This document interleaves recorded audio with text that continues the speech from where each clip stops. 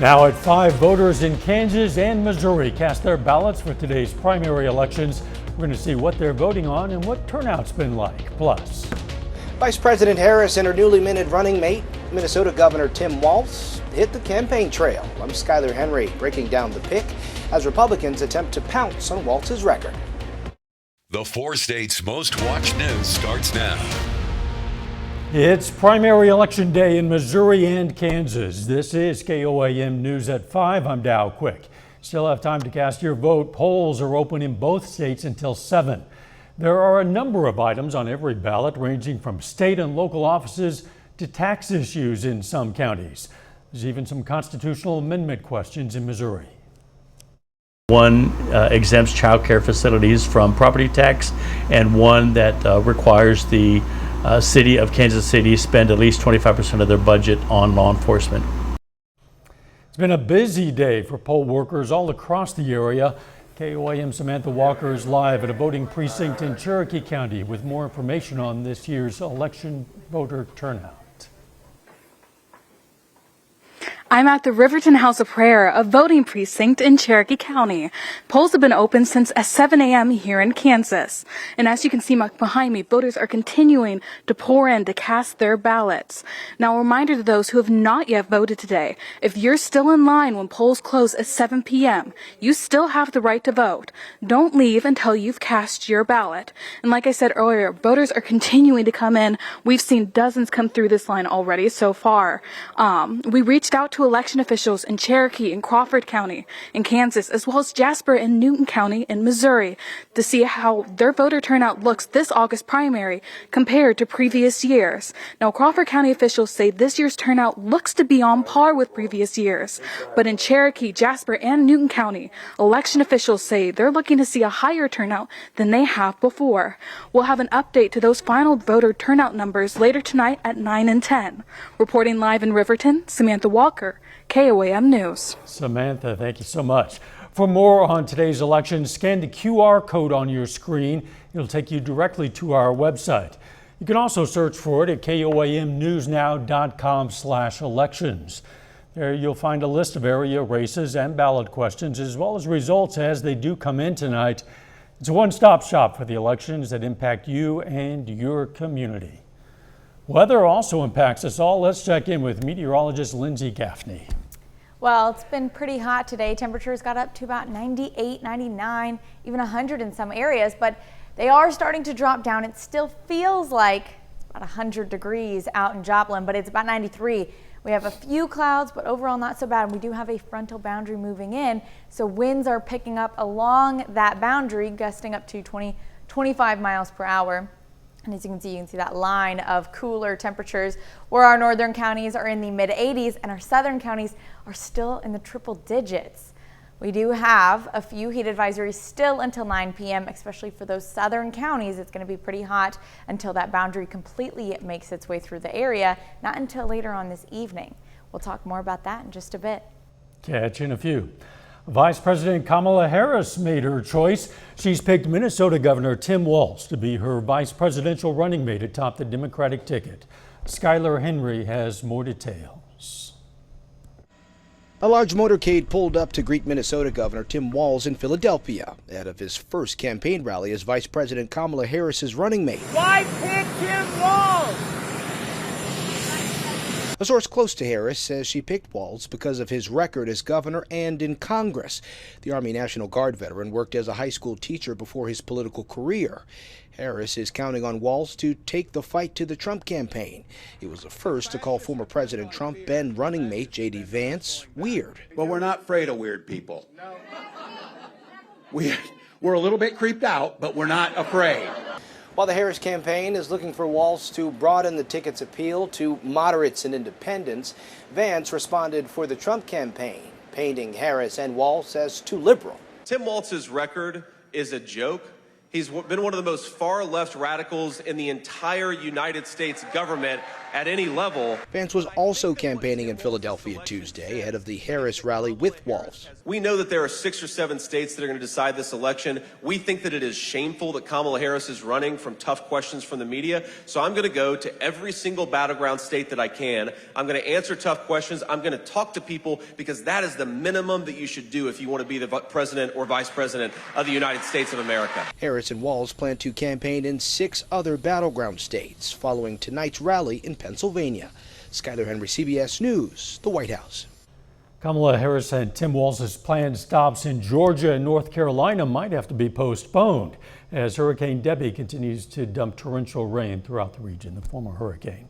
The National Transportation Safety Board is holding a 2-day hearing on the mid-flight blowout of a door panel back in January. Executives from Boeing and its subcontractor Spirit Aerosystems are being questioned about the frightening incident on board a 737 MAX jet during an Alaska Airlines flight.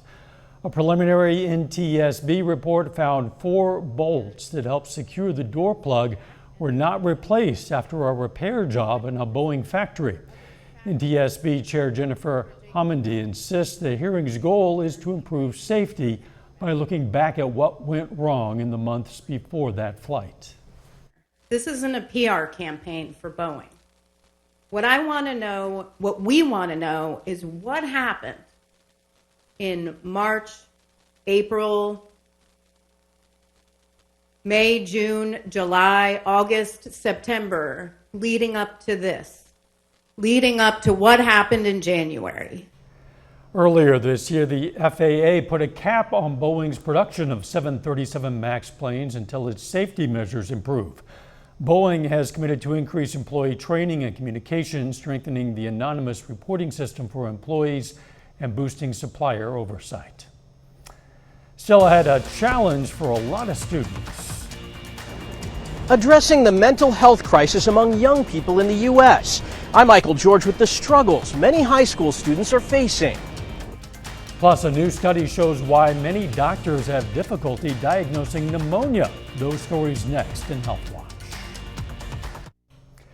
Topping today's Health Watch, it's difficult to correctly identify pneumonia at the time a person's hospitalized. According to a study by the University of Utah Health, a pneumonia diagnosis will change more than half the time, either because doctors will reverse an initial diagnosis or because doctors missed it at the time of admission. Researchers say the issue doctors have is symptoms often overlap with other diagnoses that can mimic pneumonia.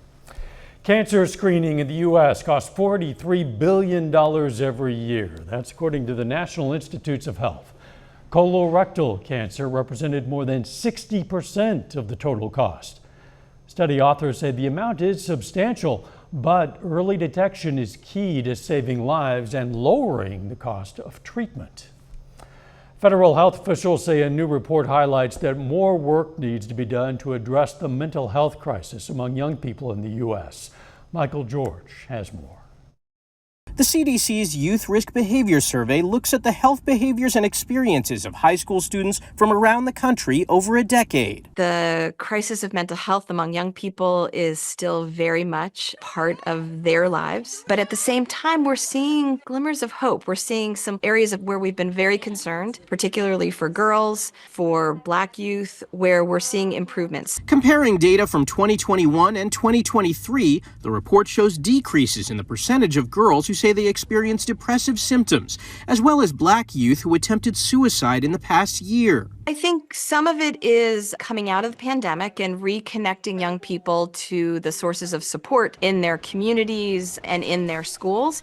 And then some part of it is over the last couple of years, at the federal level, at the state level, at the local level, people have really come together to address this issue. But the report also highlights some concerning increases, including more teens experiencing high levels of violence in school. About 16% of girls and almost 20% of LGBTQ plus students said they didn't go to school in the last year because they were concerned about their safety either on the way to school or at school. That kind of level of feeling unsafe has to be having an impact on mental health and well-being. The CDC says its What Works in Schools program can help prevent some of these adolescent health risks by improving health education, connecting teens to services, and making environments safer and more supportive. Michael George, CBS News, New York. The CDC also put out a school mental health action guide last year, which has received more than 100,000 hits on the website as communities and schools try to find ways to address that ongoing crisis. That is a look at today's health news. A little bit later, we're going to look at ways to shed that credit card debt you might be carrying. And after a few hot days, we're looking ahead to some cooler temperatures, and I'll talk about it right after the break.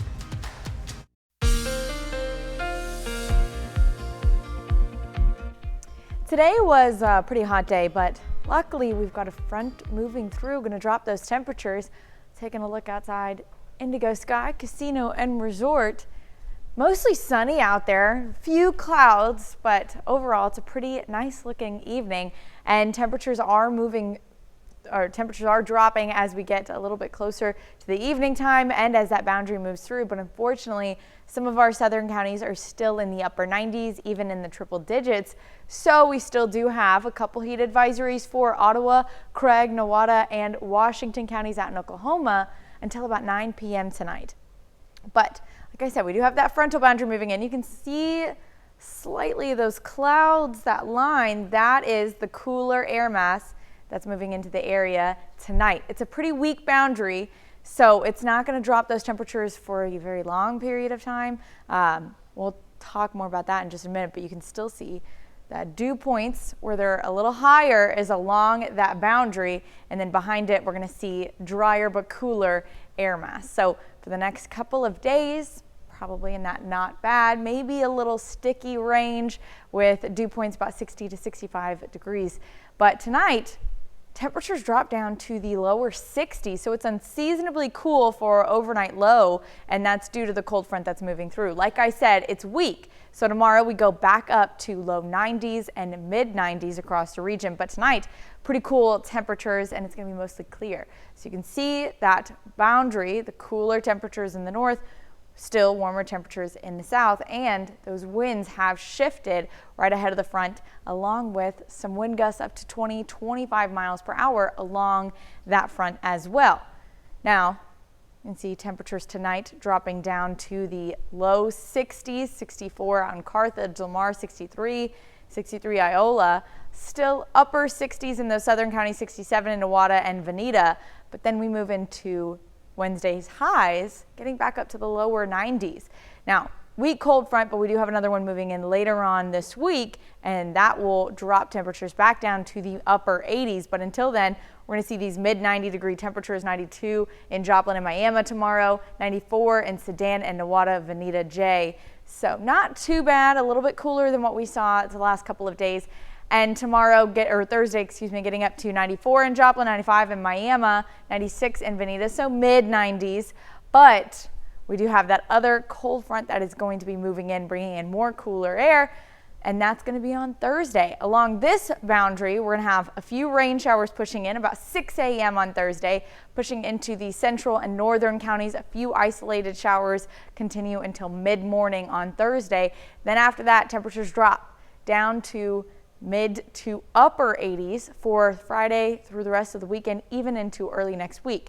And then rain chances really start to kick off. So moving into Saturday afternoon to the evening time, we've got evening showers, high temperature of 82, 83 on Sunday, and those scattered showers continue all the way through Wednesday morning. And that is when temperatures start to warm back up. So we've got a warm front moving in Wednesday, bringing those storms and warmer temperatures. Yeah, we could use some rain certainly, and cooler temps. We'll welcome those in the meantime. Yes, I'm looking forward to it. Thanks, Lindsay. The Miami, Oklahoma Public Library is teaming up with their local Arby's for a fundraiser. Until close at midnight, 20% of all sales at the Arby's location at 1217 North Main in Miami will support the Ottawa County Imagination Library program. For orders to qualify, they must be drive-through or walk-in, not online. The Imagination Library program provides free books to children from birth until they begin school. Coming up, after the stock market plunged yesterday, we'll see if it could bounce today. Topping today's Consumer Watch, stocks rebounded some today after a three-day downturn, capped off with a dramatic fall yesterday. The Dow Jones ended the day nearly 300 points higher. The two other big markets, the S&P 500 and the Nasdaq Composite, also saw substantial gains. We're going to see how some local stocks did a little bit later. Economists believe the Federal Reserve will start cutting interest rates next month. But until then, borrowing money remains very expensive, especially for people with credit card debt. Reporter Jolene Kent looks at ways to get out of that debt. Allie and Josh Lupo both graduated with big student loans. Earlier this year, the couple told us they turned to credit cards to make ends meet and piled up $10,000 in debt. We weren't even really living a lavish lifestyle, but credit cards felt like an opportunity for us to kind of have a little more wiggle room. A new report from the Federal Reserve Bank of New York shows U.S. credit card balances hit another new record, reaching more than $1.1 trillion in the second quarter. That's up 45% from 2021. Another survey from Bankrate finds 50% of all credit card holders carry debt from month to month, up from 44% in January. The average balance is $6,200, and the average interest rate is near a record high of almost 21%. If you make minimum payments, those minimum payments keep you in debt for 18 years and cost you more than $9,000 in interest. Bankrate's Ted Rossman says one way to dig out of debt is work with nonprofit credit counselors who can help consolidate debt. Another option is transfer your current balance to a new card with a 0% introductory rate, then pay off as much as possible before the higher rate kicks in. The Lupos did that and developed a budget. We had never really calculated both how much we owed or how much that debt kind of radically impacted our lives. They also worked extra part-time jobs to bring in more cash, and it worked. Today, the couple is free from credit card debt. Jolene Kent, CBS News, New York. In the Bankrate survey, 1 out of 3 people say inflation is making it harder to get out of credit card debt. A new annual report finds Medicare and Social Security are on track to go broke later than previously forecast. Medicare's go broke date for its hospital insurance and trust fund was pushed back 5 years to 2036. And the study shows Social Security's trust funds will stop being able to pay full benefits beginning in 2035. That's 1 year later than the last report indicated. Google and its parent company Alphabet plan to appeal yesterday's court ruling against them. A federal judge ruled Google has been operating as an illegal monopoly and exploiting its widely used search engine to crush competition. This included paying cell phone makers like Apple and Samsung to make Google their default search engine. The judge will decide what changes and penalties should be imposed. A final check of the forecast next.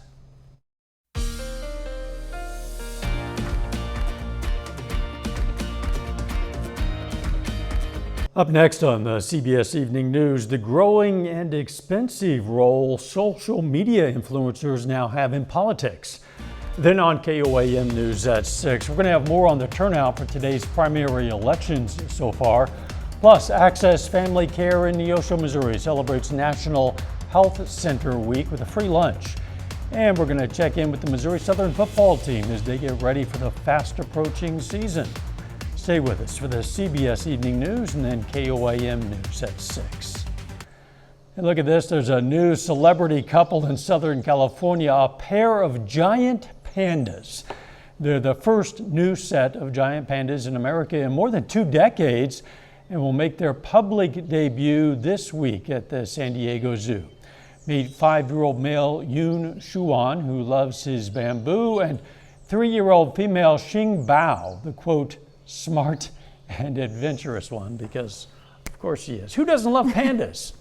For that matter, who doesn't love the prospect of A bit cooler weather in August, huh? I'm looking forward to it. So tonight we've got a frontal boundary moving through, dropping temperatures a few degrees, mid to lower 90s, and then a secondary boundary moving through Thursday morning, dropping temperatures even further to the mid to lower 80s for the weekend. Then rain chances start off Saturday. Mid to lower 80s in August sounds great. Thanks for joining us. CBS Evening News is next, and of course we're going to be right back here for KOAM News at 6. We'll see you then. Let's make it a great evening.